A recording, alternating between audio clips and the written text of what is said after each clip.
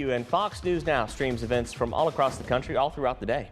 Pilar Arias is joining us from the News Now set with a look at a massive gas explosion that caused a mass evacuation north of Boston. Pilar.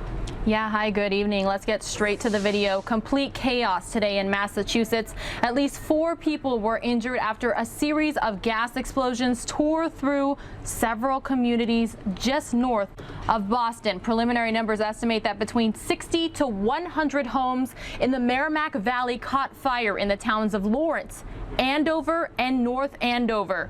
Of course, people taking to Twitter to update everyone as to exactly what was going on. State police confirming that at least 70 locations were affected by fires, explosions, and investigations of gas odor. Residents in those towns that are serviced by Columbia Gas of Massachusetts were told to, quote, evacuate their homes immediately if they have not already done so, end quote. Gas service was shut down by the company to roughly 8,000 customers. In the town of Andover, firefighters responded to 35 fires total, all of which have been extinguished. At peak, though, 18 fires were burning at the same time. Local officials said at least 1 firefighter and 2 civilians were injured in gas-related fires. But they said if you simply don't know if your home is impacted at this time, it's better to be safe than sorry.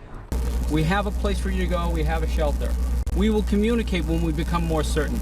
But the wrong message would be, it looks okay, and even the fires are under control, and have other properties which could be compromised, then be reaccessed by residents. So stay home. As you saw there, schools in those communities are closed tomorrow. The Columbia Gas Company announced earlier today it would be upgrading gas lines in neighborhoods across the state, including the area where the explosions happened. It was not clear whether work was happening there, and a spokeswoman for the company did not immediately provide a comment for the story. Back to you. All right, let's head back out to the Fox News Now set. Pilar Arias has been streaming all day and has the latest on Elizabeth Smart, who held a news conference today as the woman who aided in her kidnapping was set to be released next week. Pilar. Yeah, absolutely. Good evening again. Kidnap victim Elizabeth Smart speaking out about the early release of one of her abductors. Smart's kidnapping received worldwide attention back in 2002. She was only 14 years old at the time. Now a woman who pled guilty to helping kidnap Smart is set to be released next week. That woman, 72-year-old Wanda Barzee, has been in custody for 15 years. Authorities originally decided Barzee should stay in jail for close to 6 more years, but announced that they had miscalculated. Smart says an early release is a bad idea. I believe that she is a danger and a threat to any vulnerable person in our community, which is why our community should be worried.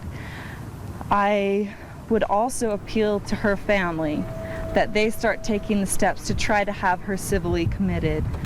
Barzee was once married to Brian David Mitchell, who is serving a life sentence for kidnapping and raping Smart. Smart, meanwhile, is now married with 2 children. She wrote a book about her kidnapping and survival.